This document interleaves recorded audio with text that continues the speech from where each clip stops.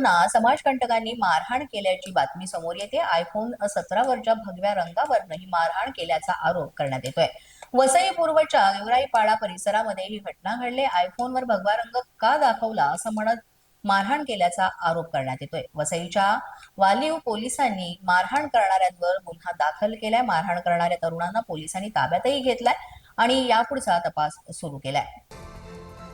आम्ही कंपनीतून सुटून आलो, घरी जात होतो, तर माझ्या भावाचा फोन आला, तर मी कॉलवर बोलत होतो। तिथून एक मुलगा आहे ना, तिथं ग्रुप होते त्यांचे, ते आम्हाला सांगतात का म्हणजे मला बोलला, हे भांडे आयफोन दिखाऊ आज, म्हणजे हरकते पण असं खालतून म्हणजे असं दाखवत पण होता।